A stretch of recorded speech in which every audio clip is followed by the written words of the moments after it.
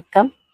இன்னைக்கு நம்ம விசுத்தி சக்கரத்தை இயக்குவதற்கான ஆசனங்களும் அதோடைய நன்மைகளை பற்றி தான் நம்ம தெரிஞ்சுக்க போகிறோம். இந்த விசுத்தி சக்கரம் அப்படின்றது 5வது மையம். இது விஷா அப்படின்னா அசுத்தம், அதாவது விஷம் அப்படின்னு அர்த்தம். சுத்தம் அப்படின்னா சுத்திகரிக்கிறது.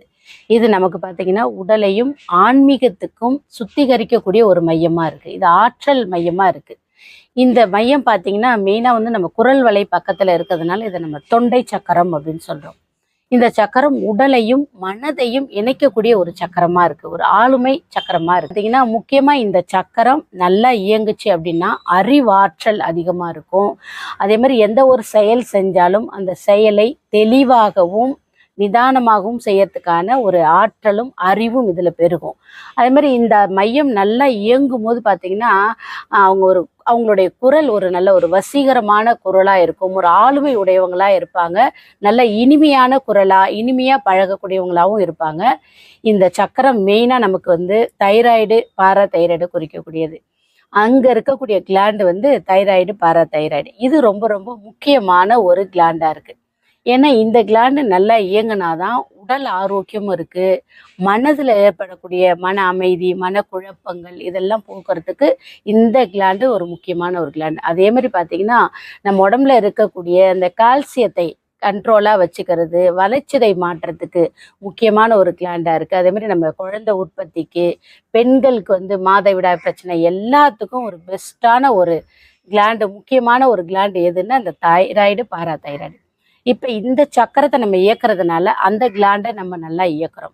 இப்போ நல்லா இந்த கிளாண்டு சரியாக இயங்கலை அப்படின்னா நமக்கு தொண்டையில் வரக்கூடிய தொண்டை வலி, கழுத்து வலி இந்த பிரச்சனை வரும். தைராய்டு சம்மந்தப்பட்ட நோய்கள் வரும், சதை பிடிப்பு வரும், பல் சம்மந்தப்பட்ட நோய்கள் வரும். அதுக்கப்புறம் பார்த்திங்கன்னா எலும்பு சம்மந்தப்பட்ட நோய்கள் வரும். இதெல்லாம் நிறைய பாதிப்புகள் உண்டாகும். அதனால் இந்த சக்கரத்தை நம்ம விசுத்தி சக்கரத்தில் இருக்கக்கூடிய அந்த உயிர் ஓட்டத்தை, அந்த சக்தி ஓட்டத்தை தடையில்லாமல் ஓட வைக்கணும்.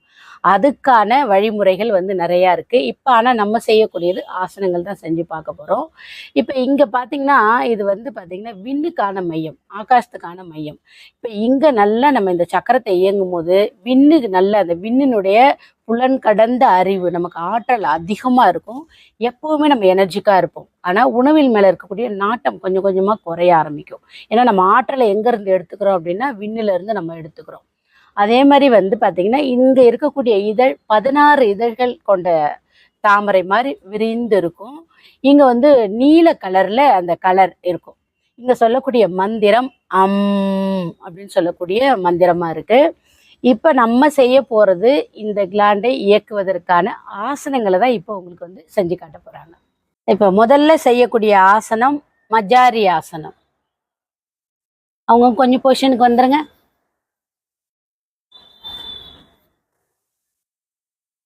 நல்லா கொஞ்சம் முட்டிக்கிடையே கேப் கொடுத்துக்குங்க. கைகளை முன்னாடி கொண்டு வாங்க. தலையை நேராக வச்சுக்கோங்க.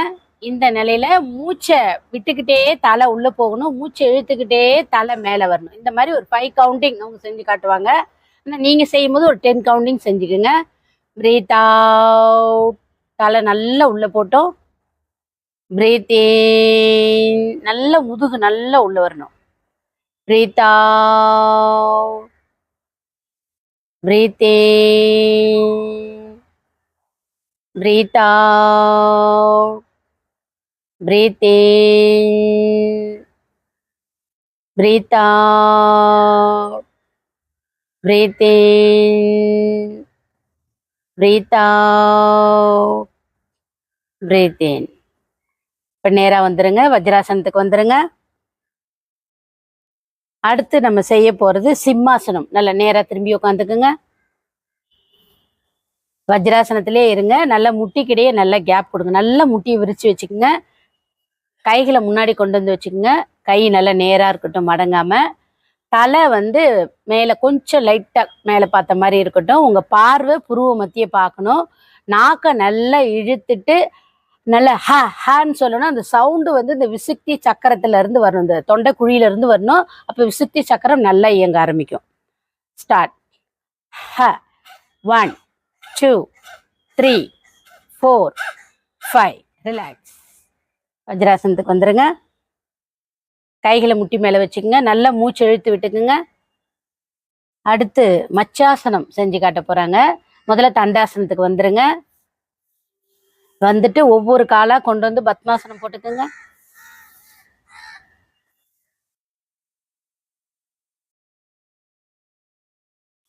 இப்ப நல்லா கையை பேக் சைட் சப்போர்ட் பண்ணி படுங்க. இல்லை சப்போர்ட் பண்ணி பொறுமையா ஸ்லோவா படுங்க. படுத்துக்கிட்டு தலையை நல்லா மேலே தூக்கிட்டு கைகளை கொண்டு வந்து தொட மேலே வச்சுக்கோங்க. 1 2 3 4 5. கையை சப்போர்ட் பண்ணி முதல்ல தலையை நல்லா ரிலாக்ஸ் பண்ணிக்கோங்க. அதுக்கப்புறம் பொறுமையாக எழுந்துருங்க. அப்படியே எழுக்கணுங்க, எழுந்துருங்க. இல்லை கால் நீட்டி அப்படியே சைடில் திரும்பி எழுந்திரிச்சிருங்க. அடுத்து வந்து சேது பந்தாசனம். கால்களை நீட்டிக்குங்க. நீட்டிட்டு அப்படியே படுத்துட்டு கால்களை மடக்கி கொண்டு வந்து கைகளால் பிடிச்சிக்கோங்க.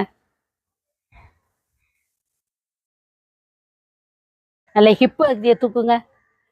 1 2 3 4 5. ரிலாக்ஸ். கால்களை நீட்டிக்குங்க. நல்லா மூச்சு இழுத்து விட்டுக்குங்க. இப்போ அடுத்து நம்ம வந்து சர்வங்காசனம். கொஞ்சம் முன்னாடி நகர்ந்து வந்துக்கலாம். சர்வங்காசனம் பொசிஷனுக்கு வந்துருங்க. 1 2 3 4 5. அப்படியே ஹலாசனத்துக்கு வந்துருங்க. 1 2 3 4 5. ரிலாக்ஸ். பொறுமையா இடுப்பை பிடிச்சி ஸ்லோவா ரிலாக்ஸ் ஆவாங்க. அப்படியே படுத்துக்குங்க. கால் நீட்டுங்க. இன்னும் கொஞ்சம் மேலே எழுந்து வரலாம். அப்படியே படுத்துக்குங்க. கைகளை கீழே வச்சுக்கோங்க. ரிலாக்ஸேஷன். நல்லா மூச்சு இழுத்து விடுங்க. தலையிலேருந்து பாதம் வரைக்கும் உடம்பை நல்லா ரிலாக்ஸ் பண்ணிக்கோங்க. இப்போ லெஃப்டில் திரும்பி பொறுமையாக எழுந்து சுகாசனத்துக்கு வந்துடுங்க.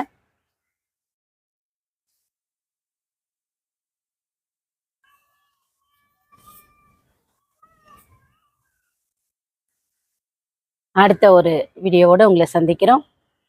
நன்றி.